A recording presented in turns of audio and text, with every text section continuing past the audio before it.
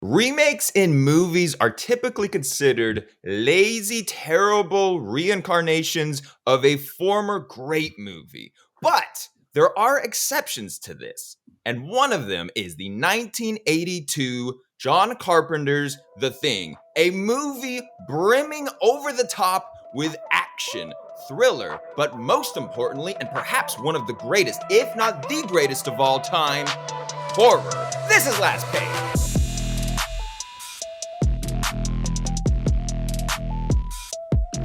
Here we go, once again on Last Page, issue number 27. I am your host, Maverick King, joined today across the seas of the internet, Jason Cedars, and of course, Rembo. I cannot stress how awesome this movie is right off the top. This is a 1982, released on June 25th of 1982 movie. This was John Carpenter's iteration of The Thing. The original Thing, The Thing from Another Planet, was a 1951 movie. And this is, to be truthful, I have not seen the original Thing from Another Planet. So I feel like a bit of a charlatan for knowing or not knowing whether or not this is a faithful remake. But this movie has so much going on for it.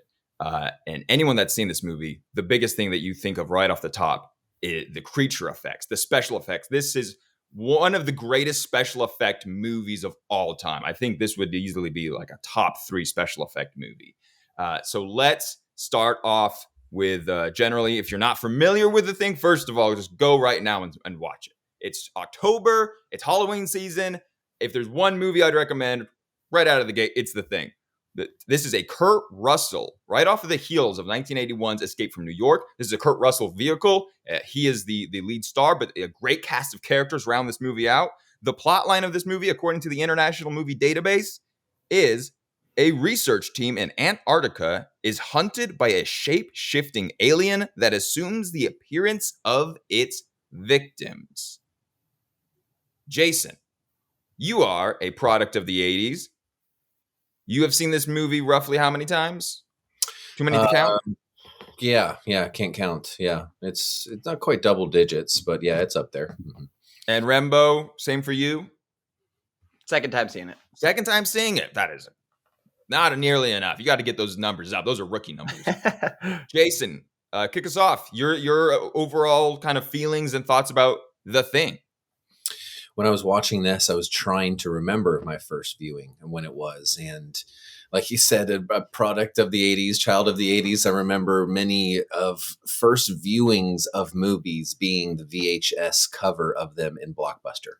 Walking down the aisles and seeing all the covers of a lot of these movies is some of my first impressions. So I remember that classic, very white. Is it the black silhouette with the white light behind it? Or it's something like that. Isn't that the cover of The Thing?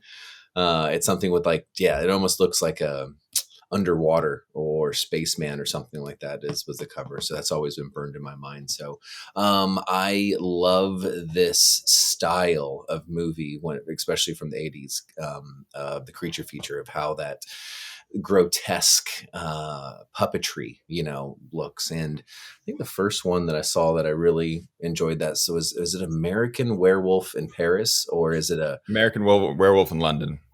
Yeah, or it's one of them. It's one of the 80s ones too. It's that first transformation of him, from the human to the werewolf. It's another one of those very well done creature special effects of that time period. And so loving that sort of stuff. And I'm really excited to talk about this too, because I did not realize how horrible it was received, in the beginning. Like, I always enjoyed this movie, and everyone I've talked to has enjoyed this. Did not realize it was so bad at the box office, and in the beginning, and no one liked it, and then how it got the kind of resurgence as far as a home video kind of cult following. But yeah, I love this movie, and I love it for what it is, and it's very different than other horror movies where it has much more of a detective kind of feel to it as well. So yeah, excited to talk about this as well as very excited to talk about this. Second viewing, I don't think I really feel any different than I did the first time, other than maybe I think it's a little bit more. My only real, I really enjoy it. I do think it's a little rippy-offy of Alien, especially having come out just a couple years later. I think a lot of similar things happen, and how the monster is very similar to the Alien. But I overall, I think it's I really appreciate the level of detail and the creativity that they put into the monster. And the kind of going back and forth, and kind of mentioned this last week when we talked about Friday the 13th, is not all of the kills are just like hidden jump scare type things. There's different ways that they go about showing you the monster and how hidden it is, and kind of the suspense of and the distrust that everybody builds with each other around or over the course of the movie is done so well.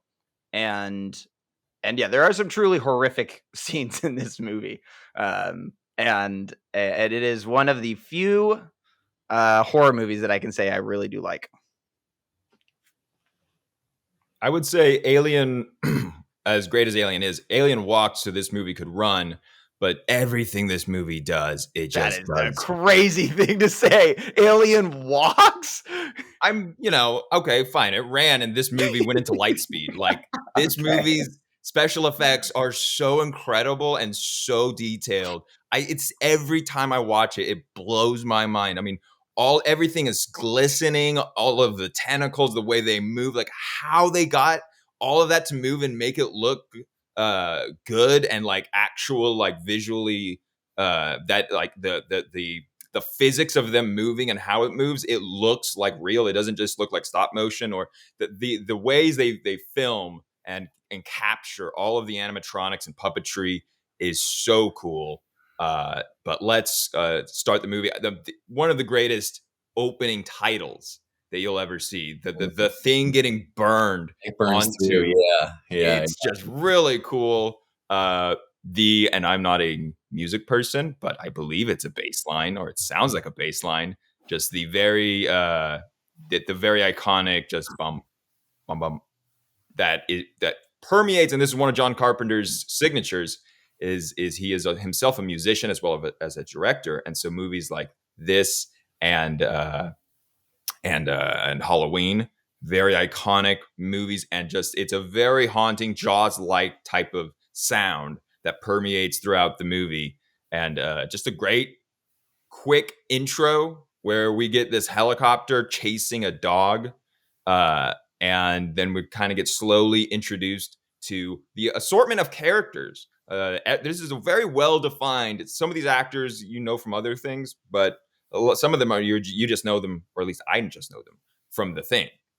But everyone this world feels very lived in. These guys that live on this camp in Antarctica as a research group, and we get introduced to Kurt Russell with probably the first ever captured on film rage quit that we see, where he's playing against computer chess as he's throwing back whiskey.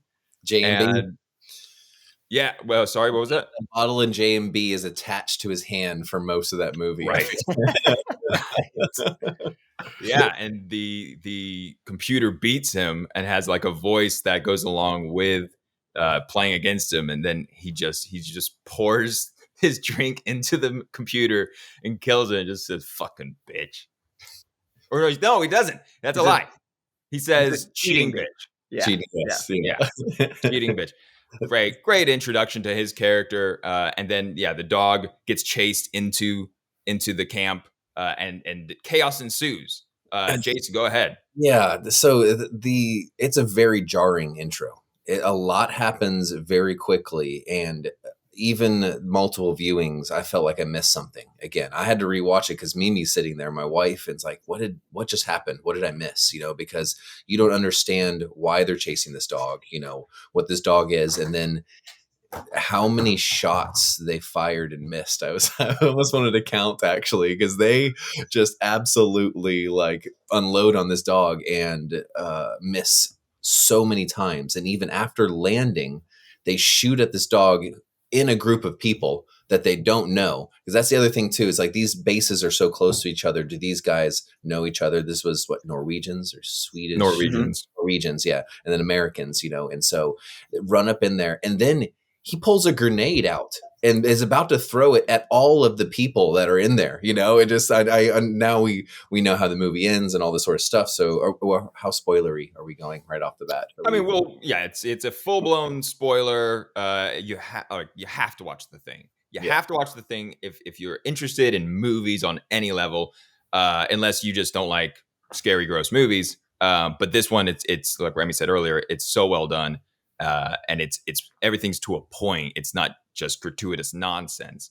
So watch this movie. We will go spoilers, but we'll save like the finer spoilery end stuff for later. But there is a full circle element of how we begin and end. Yeah. So I mean, knowing that the dog is the thing, like for the second viewing at that moment, you kind of understand what these guys are doing. But for like my wife or someone watching it the first time, it's like, why would you be so adamant about killing this dog? It makes you all of a sudden think, okay, something weird's going on here. But it is almost comical how bad they are at killing this dog. And then the guys like almost defending the dog. Like, honestly, like if these two people were running into this camp trying to murder this animal, I would be trying to help them murder it, not like, oh, no, we'll give you guys a home in here, and then let these two guys pretty much, kill themselves. Oh, no, they kill the other guy. I mean, just Buddy from Inside. Present Danger. Yeah, that's what the entire movie. I'm like, what is that guy from? What have I seen him in multiple things? So ironically enough, it's like, you come in here and bark at me like some junkyard dog, I will shoot you in the fucking head. That's a line from Clear and Present Danger. Okay, and he does that in this movie. So I seen this multiple times, but I was like, I forgot how strange that opening scene is.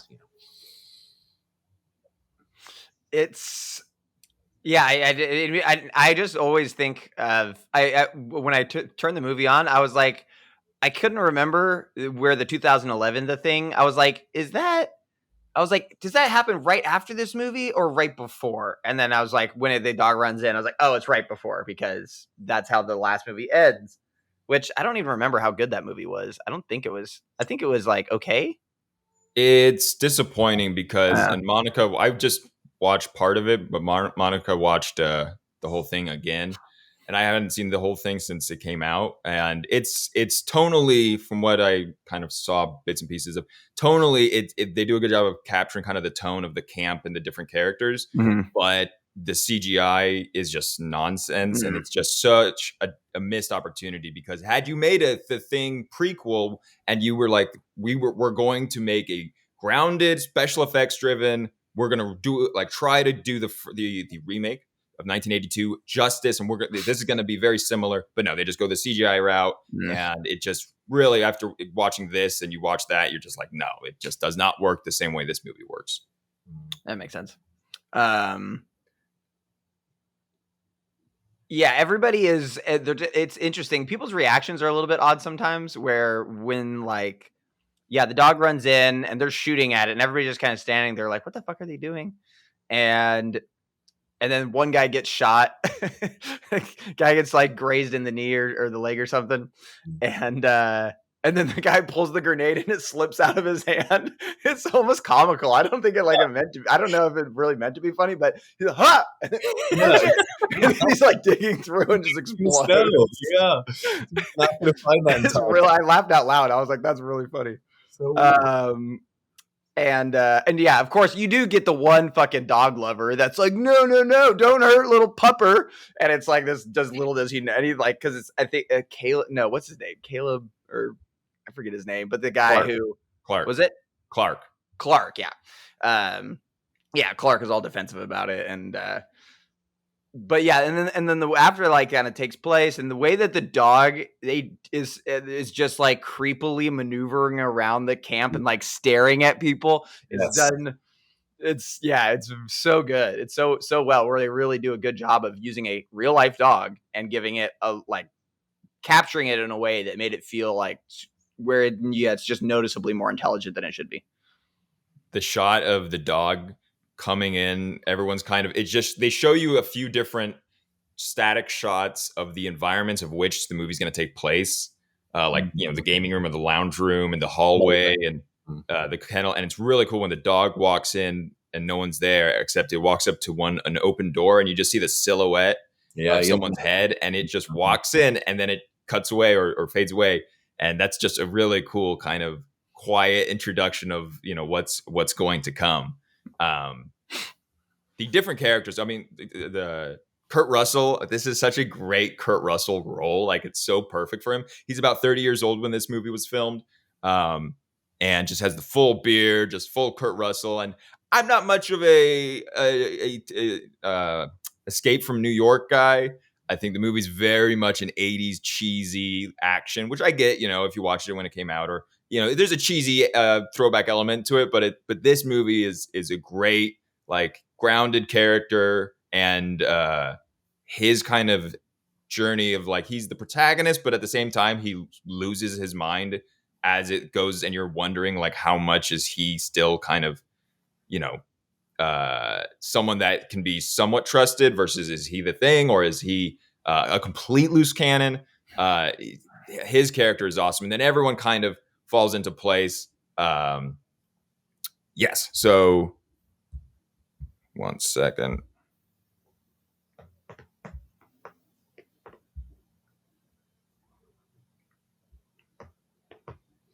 One thing I don't want to forget is that spaceship as it flies in. I did not expect to see an actual spaceship in the first scene. Like the Earth, and it has like this very 80s, like, like flying around spaceship go down to the Earth. I'm like, oh wow, we actually get to see the spaceship coming in. Do you guys remember that? I do need to go back.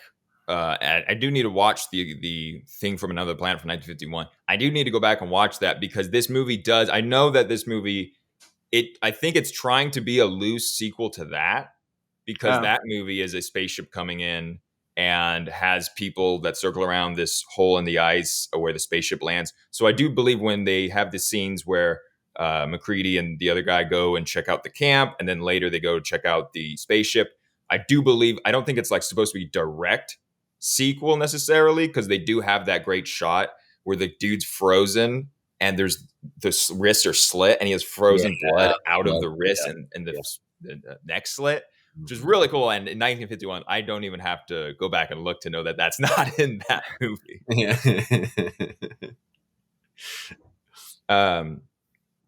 But I feel yes, like that scene where they go check out the camp, that's kind of the first introduction to, what are we dealing with? And they get that corpse. There's a corpse there that they bring back to camp, and they do an autopsy on it.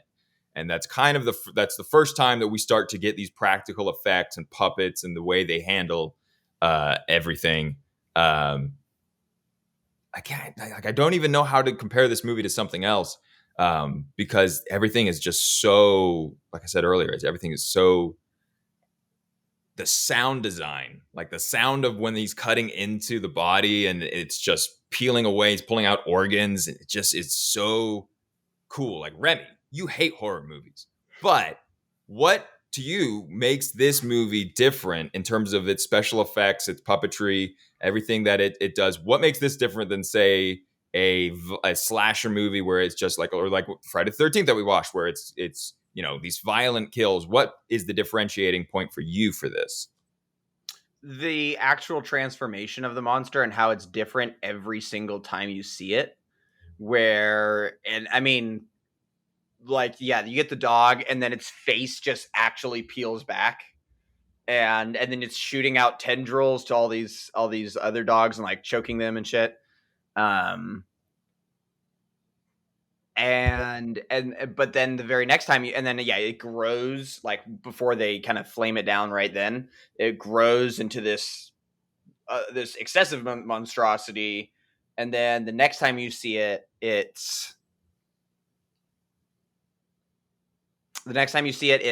almost completely the dude, the guy with not the guy with glasses, but it's like they like chase him outside and it's almost completely, which one? Bennings. Yeah, and it's like, but only the hands are different. And so it's like you see him almost to his form, and then they kill that version. And then the next version, I think, is the chomp, the belly chomp. Mm-hmm. So it's like, and then the belly chomp, the fucking head comes off. and which is my favorite line of the movie, which he like when the head's crawling away and the one guy just looks over and he's like, you gotta be fucking kidding me. is one of the few like reactions to the movie that I really love, because multiple times in this movie nobody reacts the way they should be reacting. Like when they pull in the two-headed corpse, not one person goes, oh my fucking God, what the fuck is that? Which is what you would say if you saw that. Everyone's just kind of just like staring at it, like creeped out, which some people might react that way, but nobody has the actual grotesque reaction that you would think. And when they go, so I have some questions. When they go to that Norwegian camp and they're kind of, backtracking, the corpse outside that they bring back with them is like fresh, but the inside, everything else is frozen over. Like the inside of the base is totally frozen over to a point where the guy's blood is like frozen midair. Why is the body still fresh? That doesn't really make a whole lot of sense to me. It seems like that should have been like an ice block because it's literally just outside. I assume that. Go ahead, Jason. The pilots, that's where they just came from when they were shooting the dog. So they had to have been doing something there, right? Okay. Yeah. So they just literally burned it, I guess. Right. So I think that's the thing, is that part of the crime scene, there's, the timeline of crime scene, the frozen guy, I would guess that would be like one of the first iterations. And then the body they bring back was probably one of the last kills before they got in the helicopter and then flew over to chase the dog. Yeah. Okay. So the thing that just constantly drives me in and makes me really enjoy this movie is just, again, the creativity of the monster, and I like the characters, the character dynamics of like, how do you deal with, an unknown villain or an unknown enemy, and the distrust that everybody builds, I think is done really, really well, and not just in a typical bunch of bumbling idiots sort of way that a lot of other horror movies would do. Jason, so just to back up a little bit, the monster's journey, or the journey of everyone, they get woken up out of the blue, in the middle of the night, because the dog goes into the kennel. So Jason, if you want to talk about dog goes into the kennel, and that kicks off kind of the distrust and all of that. Mm-hmm. And I think that's when you forget, but then you start to realize within the movie that there's going to be more than one things, because we saw the dog go into the room with the guy. And so there is got to be something where, I don't know what he did, throw up on him, or like some tentacle comes out of his mouth, or like a chunk of his arm jumps off and grabs the guy. So, I mean, the dog has already assimilated itself into someone.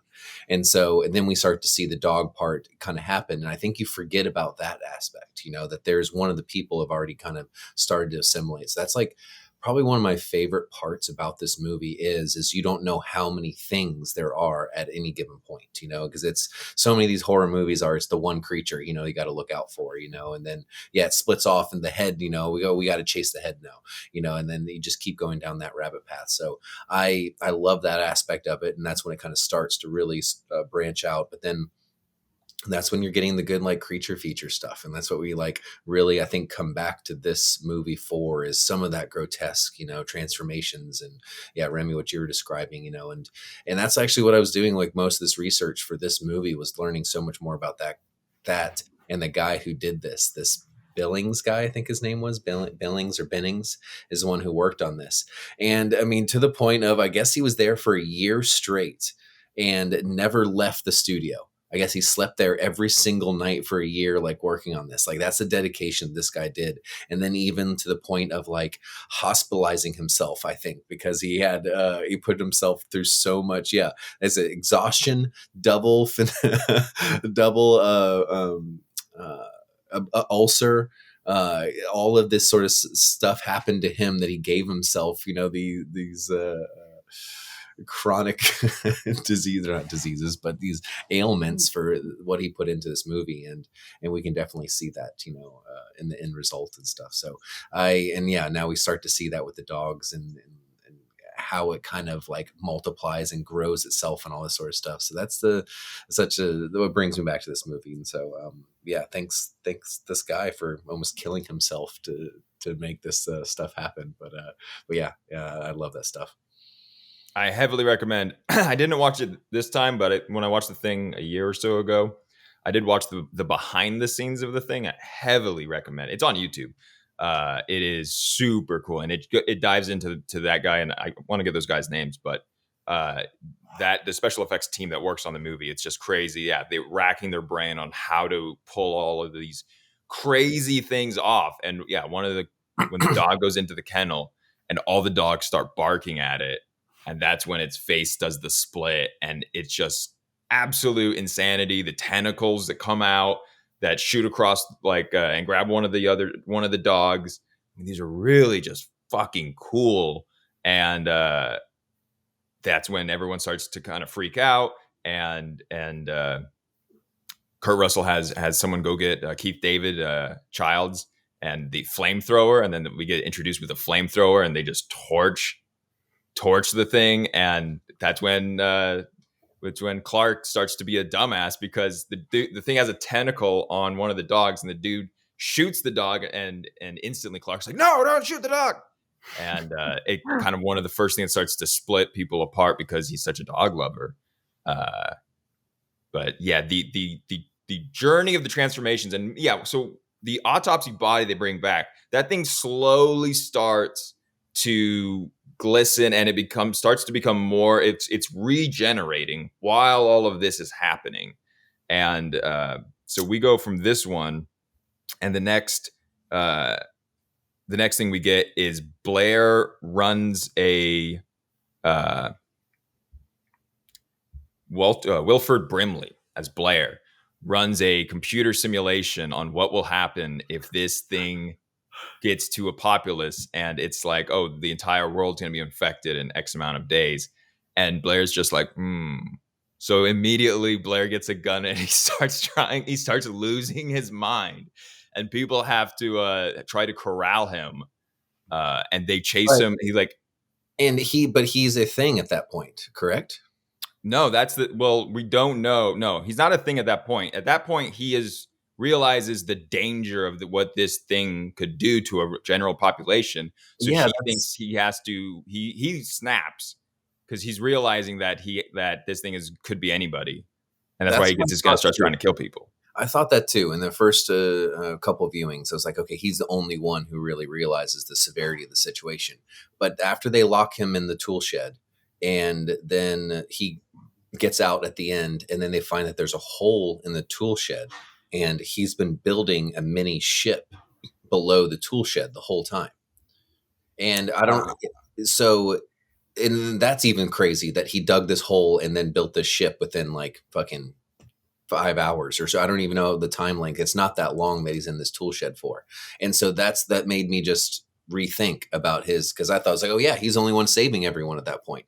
But no, he was ultimately trying to trap everyone there. But then that wasn't the point of the thing. It was trying to get out of this base. It didn't want the helicopters to be probably destroyed or whatnot. But then later in the movie, they talk about how it's like, it's just going to go back into freeze mode and wait for more people to come and then just do this all again. So yeah, at what point is this thing being like, I want to get out of here and then I want to stay, and then who is? And that doctor, yeah, him building that little mini ship below the shed. Did I see that right? Yeah. That is just a very weird piece of information that I don't remember registering the first couple times watching this movie. Yeah, it's interesting because, and not to skip to the very end, but Childs has a line at the end where like, oh, I chased Blair and he just went into the snow. So we don't know, and we'll touch about that later. But yeah, I slipped my mind. But yeah, the shipbuilding. So that's what I like is everyone that starts to turn on each other, and you get Kurt Russell with dynamite, holding dynamite in one hand, and then he's holding a flamethrower in the other hand, and he's just like, I mean, that's a huge element of this movie is every point, I think you question a character. Like at one point you're questioning if Kurt Russell is or not, after that, when he comes back with the dynamite, when, it's like every point you're like, oh no, this guy's definitely not. You're like, oh wait, this guy could. Yeah. So to go back to Blair, the shot when they go to check on Blair in his cabin, and he says, "I'm fine." He looks out, and there's the noose hanging right, Yeah. right in front of him. Yeah. and that kind of shows you his state of mind. But yeah, that's a good. But like the spaceship thing, I guess I kind of glossed over it. I know it's But so. yeah, at what point? That's one of the ambiguous parts of this movie, and I always talk about how much I love ambiguity in movies when done correctly. And you don't know if you go back and watch the movie, you don't know everyone's point A to point B. This is exactly when this guy got infected. Some people you do, but a lot of it you're just like, by the end of the movie, you're still not exactly sure who is a thing and who's not. But the movie really, after Kurt Russell kind of gets everyone, they do the autopsy after they burn Bennings, which has a great horrifying scream when he just opens his mouth, and it's just this like just great sound effect. And then everybody is gathered together for the autopsy that they're doing, and that's when the doctor takes the defibrillators and goes clear. Oh yeah. Well, skipping. It's not. You skipped earlier. I can't skip. No, I'm saying you're misconnecting parts because the fat guy that they're doing not an autopsy on him. They're trying to resuscitate him, which is, I forget his name, but the curly haired fat guy who falls and hits his head when they try to jump Kurt Russell. Right. So they basically go from burning the body outside, then they come back inside. Kurt Russell leaves with Keith David to go check on the light. Keith David gets spooked, runs back inside, locks him out. He busts back in with his flamethrower, almost half frozen to death, and the stick of dynamite. They try to jump him.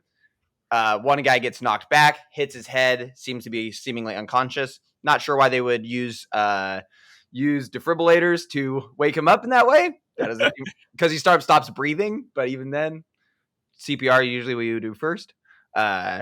Straight to defibrillator. Yeah, just like fuck it, we don't got time for this. And then the belly opens. The chest chomp.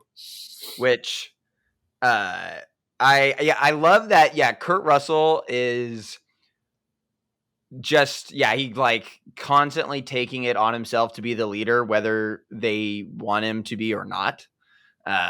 He's just like I know that I am not the monster, and I don't trust anybody else. And literally to the point where when he we'll get there. But I feel like the pinnacle of the movie is the belly chomp for me. That's that scene and everything, because it builds continuously, but that is the moment of like shock and horror at its best. I get such Tremors vibes from this movie. You guys know Tremors, that movie? Oh yeah.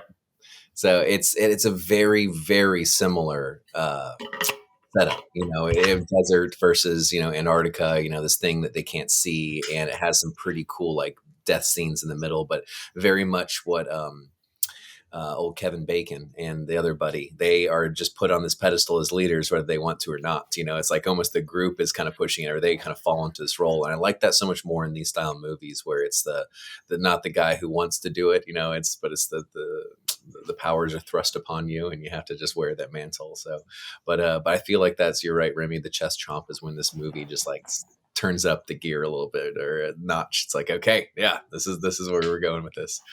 And like just special effects on that part too. I mean, that was so good. And I was reading briefly about how they did that, but it was something with a double amputee who was filmed doing that. And the arms were like on the creature, coming out. And it was like they pulled that off. And so it was like, and how smart they had to do stuff with that back then day. This wasn't CG and things. They had to think of like, okay, we're going to use someone who doesn't have arms already and put fake ones on them. And then we're going to have Jello and man mayonnaise and sour cream and probably all of this other like things that they had to figure out. And even in the research we're doing for this, they tried to tone down the bloodiness of a lot of those scenes, because it would be just blood and guts and stuff. Like, okay, let's try to use other colors and other materials and things like that to make it not so just graphic, because it's great and it could be so much more graphic, but it has to kind of really balance and walk that line well. Yeah, I feel like it does. The head that ascends on like the spine up into and then all the tentacles are coming up, and that's when the one head falls to the floor, or it uses its like tentacle tongue to grab and pull itself on the floor, and then they torch the giant body, and that's when the spider legs come out of the head, and then it starts walking away. And it's just, dude, that is so cool. And oh God, it's so sad that we don't get that anymore. We don't get this kind of attention to detail because it's so creative, and it's not just gore, and it's not just chopping people in half.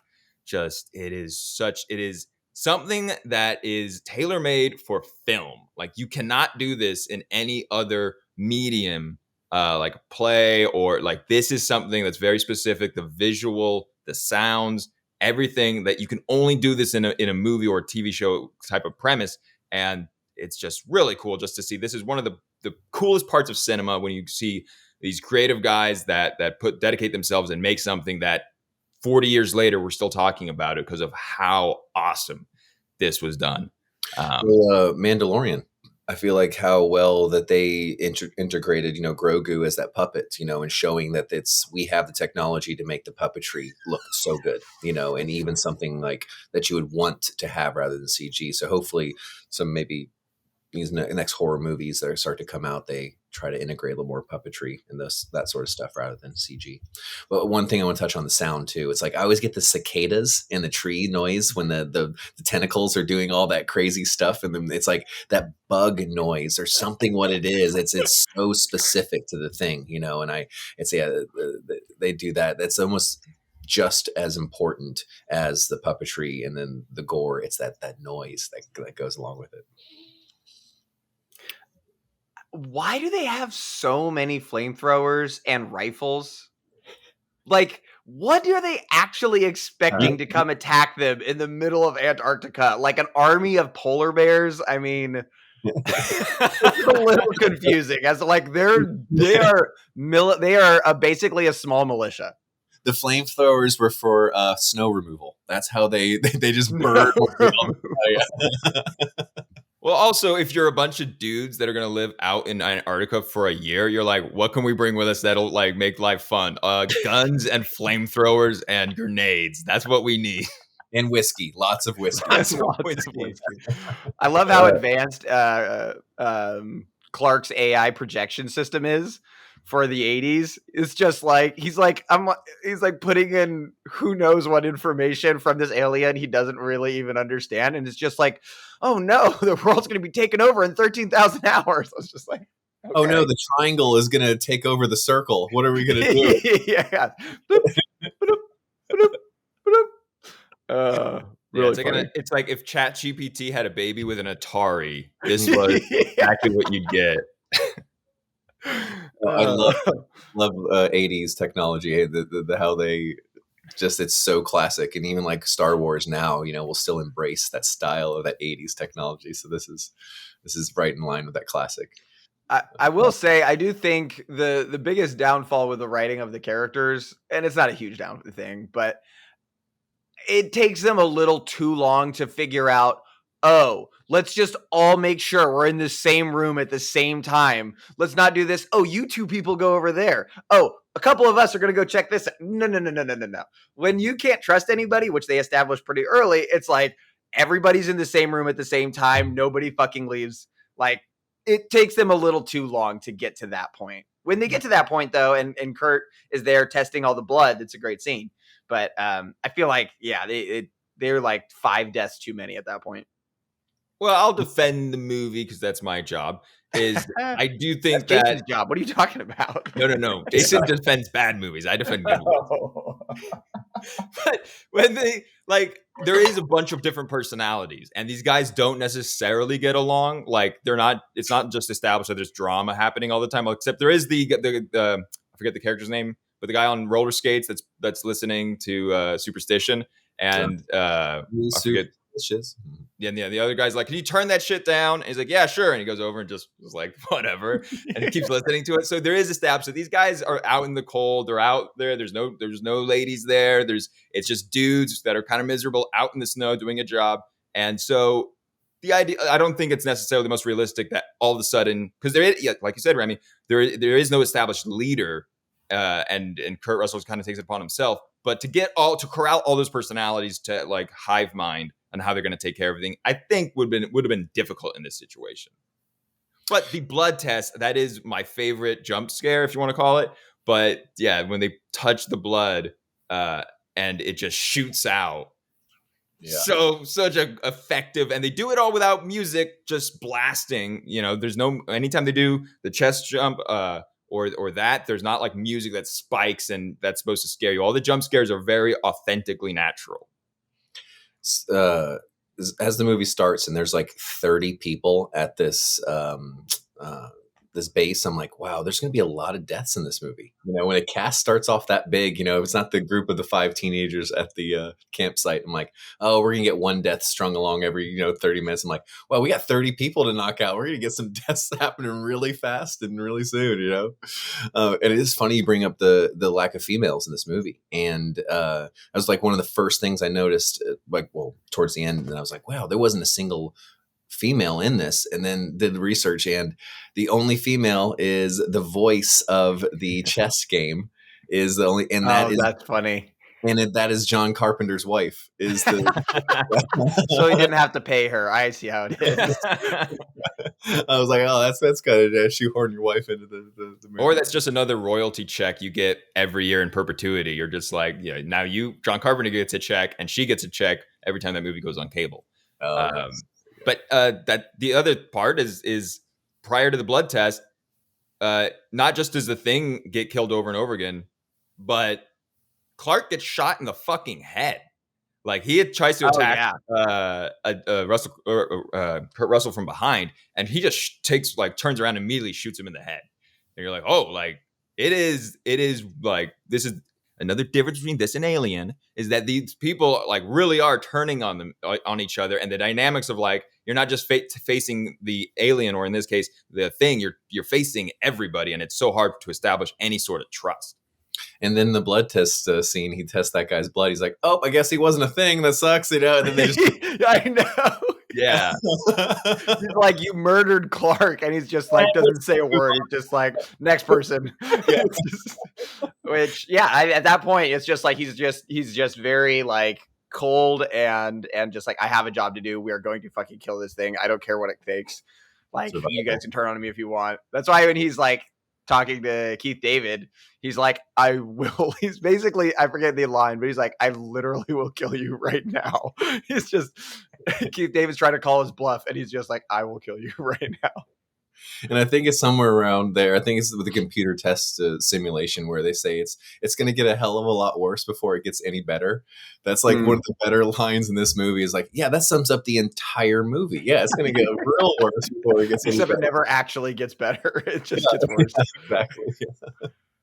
I love when they tie Donald Moffat, the president of Clear and Present Danger, when they tie him to a chair, and then it's like he's not the Thing, and he's like, well, gentlemen, I'd rather not spend the rest of this winter tied to this fucking couch.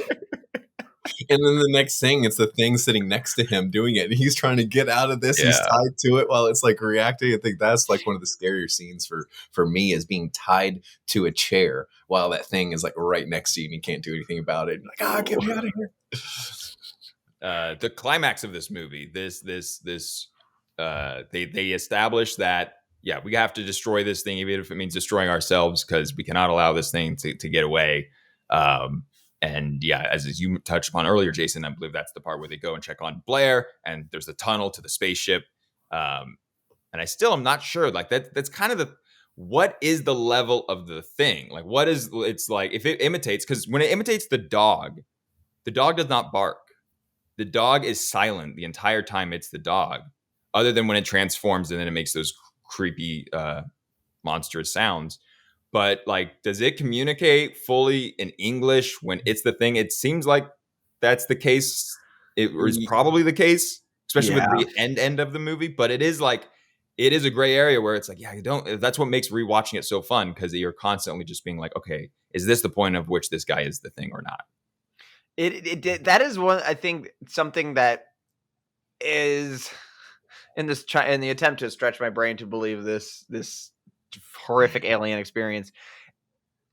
It being able to imitate people, not just their accents, but their personalities, it doesn't like you can copy all the cells you want, but I mean, maybe if you're copying them and you inherit their memories, you're able to process that in a way where you can mimic how somebody would not just talk, but how they would act. And like, it's just, it's a little too confusing for me to wrap my, like, if it was just that it copied its body and it didn't say anything, that would, I think, make more sense, but it would make it harder to, sneak around. And I understand like why they have it as perfect imitations, but it raises one too many questions as to how is this perfectly imitating people down to their voice, not just their voice, but their act, knowing how to speak in their language and knowing how to act and how to like interact with other people in a way where you're convincing them of things. It's maybe a little too much. I know, it's just like storytelling device. It's better storytelling if we do it this way. It is, yeah. Like I think it's called Mimic, is the movie where it's like these bugs have now evolved into being able to mimic humans, but it's more of just the way we look. They can like put their wings around them so it looks like a trench coat, and someone walking sort of thing. Like I always thought that's like, or bugs or butterfly making look like owl eyes or something like that, where you're just mimicking something, showing it, but actually to walk, talk, have the memories, accents, all that sort of stuff, it's like, yeah, that would never happen, and that just makes for a good movie. So we just got to kind of go along with that. But yeah, what is the intelligence level of this creature? Is it flying that ship, or is it almost like, well, we keep making so many other movie references, but it's almost like, Alien, where it's just it's an egg on a ship, just waiting for it to be, stumbled upon by someone or something like that, So yeah, I wish we actually got more stuff over the past, 30, 40 years, like a show or things like that. The Thing, brought to you by Disney++. Yeah, and it's just like the Star Wars stuff we talk about. Was it so good just having the 3 original movies, and then we thought about all the crazy stuff of Vader's, coming about, or then when you really get all the information, you're like, man, I liked it so much better when I didn't know what midichlorians were, So it's like we're good when we're with the where we're at with the Things kind of origin story in our own heads. I like that we don't know, because the movie does a great job of putting us in the same mindset and position of the characters, because at the beginning they don't know what's going on because the dog's running at them and they're confused. By the end of the movie, they're acting just like that Norwegian who was acting crazy and shooting at the dog and getting a grenade. They end up right where he is. So I like that it's not fully explained. They don't try to have all this exposition of like, this thing like can perfectly copy this and it's an advanced life form. They just are kind of you're along for the ride with them, trying to discover. They don't know what the level of this intelligence is. I mean, it came from a spaceship, so that gives the idea that it is advanced on a different level, or whether or not it's a weapon or if it's just a race of creature. We don't know. And I like that that we don't know. It's such an 80s movie trope. Now that I'm thinking about it, Predator, Alien, it was all very vague, the origin stories of these things, and we're just along for the ride. I think Alien was 79 or 78, but yeah, you're right. Alien, this Predator, I mean, dude, 78 for Alien, and I think 80 for Predator. Mm-hmm. what a run! Like, God, I movies know. were so dope. Movies were so dope. Anyway, let's wrap it up here. The climax of the movie. Never The mind. thing, 87. Predator was all the way in 87. That's crazy. Wow. yeah. The climax of the movie has the thing is in the bowels of the camp.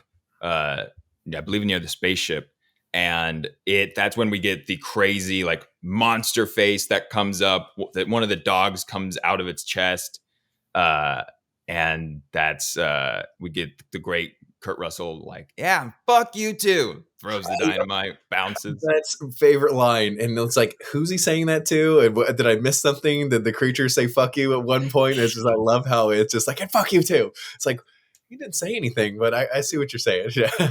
I think if I recall correctly, I do believe when I watched the behind the scenes, I think there was different lines that were being like ad-libbed, and kind of, I think that's the one they ended up sticking with. But I think there was multiple lines they were kind of trying out, because it was like, yeah, does he just throw it and say nothing? I think it might have been the original.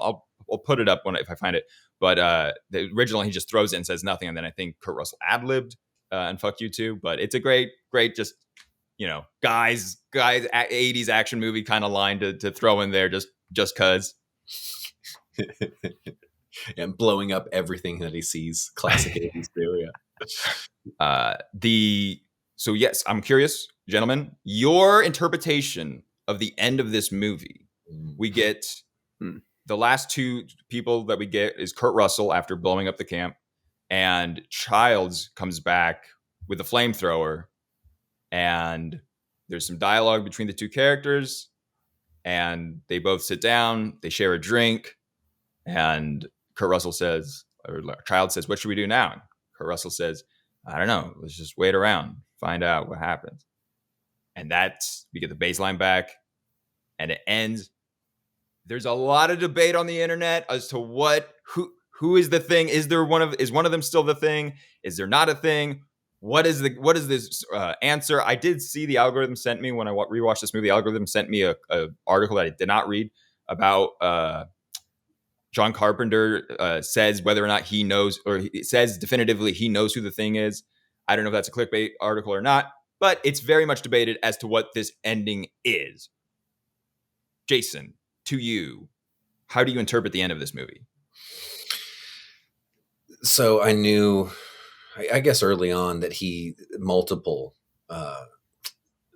endings to this movie. So he filmed, I guess, multiple endings to this. And I don't know if it was on him or the studio for having happier ones or things like that. And so I always felt like this was a very, like, not the best choices of all the endings that he could have done. Like, I did want to have a little more explanation, but I feel like that works so well though with this movie. So it's not like what I guess I wanted, but I feel like it's the ending that this movie deserved, sort of thing. It needs to be so ambiguous. It needs to be so much like up to the viewer that when you left that movie theater and were talking with your friends about it, they wanted you to both have different opinions of what that went towards. And I think that's so much what encapsulates this movie is all of us have different experiences. So I feel like it was the smart thing to do was leave it so broad that we all would take something different. But I didn't like it. Of course, I waited till the trailer or the credits rolled. I'm like, there's an after credit scene, right? So we get to see the dog like running off again. We're so used to that nowadays we get this little like breadcrumb trail at the very end, so I wish I would have saw like the sled dog running off from everything at the very end, and their frozen corpses just sitting there still having the bottle of whiskey in their hand. So I did want just like a little bit more, but I appreciate and understand what they were trying to do. It's I think it's fine. I am typically I'm similar in that I usually want something a little bit more final, but I think that's like the whole point of the movie is that you don't know who it is and when it is, and I think ending the movie that way does kind of perfectly fit the tone. I interpret it as I think they are both human. Because the thing if the thing was imitating Keith David, he would have and he has the weapon. He has no need to do anything but kill Kurt Russell right there. which is what the Thing probably would have done if it was a thing. And we know it's not Kurt Russell because he just blew up the Thing and he just walks out. So in my mind, it doesn't maybe Keith David is, but it seems like he wouldn't need to just sit there and have a chat with him, because the Thing is basically killing somebody the instant they're alone. Like the instant somebody's alone, the Thing is killing them. So for me, they're both humans sitting there and they're going to die together in the cold unless something miraculous happens and somebody shows up. I think that's an excellent observation. Is the Thing is literally just there to kill as quickly as it can, once it can, to kill someone once it gets the opportunity.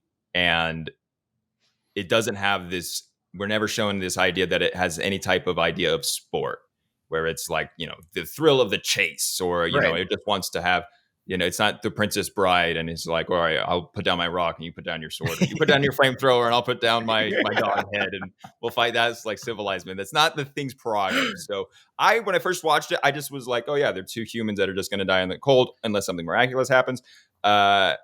But then, multiple rewatches, it does seem very ambiguous. And then the internet has so many ideas. And I've seen things where people are like, see, right here, Childs isn't breathing. Like, he's breathing, but there's no air coming out of his mouth. So he's the Thing. And it's like, but 20 seconds before that, when he's standing in the snow, he's breathing. So, like, I feel like it's a scene that is perfectly acted, directed, edited, and written to be completely, like, there's no showing of the hand, and you can interpret it however you want. But he gives him the drink, or he takes the bottle. Childs takes the bottle and he takes a shot, and Kurt Russell is kind of like half smiling, and so you could be like, oh, see, he knows that something's off, but really you can't. Like, you're really stretching if you're like, I know definitively. But I like the idea that both of them are humans and survive. And I do think that it would be kind of ridiculous if the Thing was either sitting there. I guess it could be Kurt Russell because he's waiting for Childs to lower his guard and then he's going to do something. But I just think the movie's the ambiguous ending works perfectly, especially with the music at the very end. Excellent movie. Ratings. Jason, where does this movie fall on your rating scale? Pretty high up there, because there's nothing at all wrong or bad about this movie. But I mean, can't give it something perfect though. I'd say like 8 or 9. Yeah. Cause I mean, it's so solid. I'm trying to think about something negative about it that would, but I just, it's not perfect. So yeah, let's give it a solid 8.5. There we go.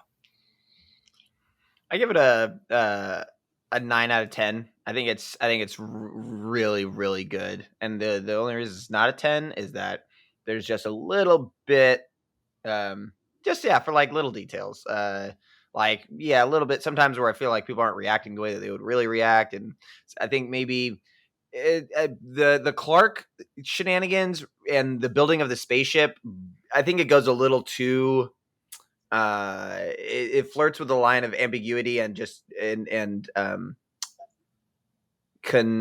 word I'm looking for? Continuity. I think it there's some problems there. Like, I don't understand how he's building this entire fucking spaceship in the span of like 5 hours, and how he would even be doing that from inside a locked building. And like, there's things that I just don't think fully connect. But I think as a horror movie, it's amazing. I think it's so creative. I think the acting is pretty on point. The characters are diverse and interesting, and the effects are 10 out of, the effects themselves are 10 out of 10. I mean, they're flawless in not just how different the monster is every time, but and of the time, and it being practical effects literally the whole time is crazy. So 9 out of 10. This movie could be a part of my 10 out of 10 Hall of Fame, and it perhaps will be. It's just one of those things that sometimes it's not till like the 20th viewing of a movie and it's like, yeah, this movie solidifies it. If I'm going to say anything negative, I guess the 10 out of 10, the perfect experience movies, I would say the only thing is usually the emotional pull of being that invested. And this movie doesn't have that, and it's not supposed to, because these characters are this ragtag group. It's not like these guys are supposed to be like a loving father with his child that he really is struggling. You don't get that. So I think maybe that's the only thing that's kind of holding me back from saying perfect 10 out of 10. But perhaps it will be a 10 out of 10. But right now, 9 out of 10. It's I would say probably my favorite horror movie of all time. It's so creative. It's so well done. It has thriller, horror, action. It marries all of those elements beautifully. I love the ending of this movie. John Carpenter at the peak of his powers. I mean, Halloween, obviously one of the great horror movies. I need to go back and rewatch Assault on Precinct 13 because I did not like that movie when I first saw it. Similar idea of like a situational type of movie where people are locked up in this one area, and it's not, especially after going and watching The Thing, it's definitely much more simple than that. So 9 out of 10. Jason, were you going to say something about Assault from Precinct 13? I remember liking that movie, and I forgot that it was Carpenter, and it's been a while, so I feel like I need to rewatch that as well. Yeah, I would like to go back and rewatch that, but that is Last Page.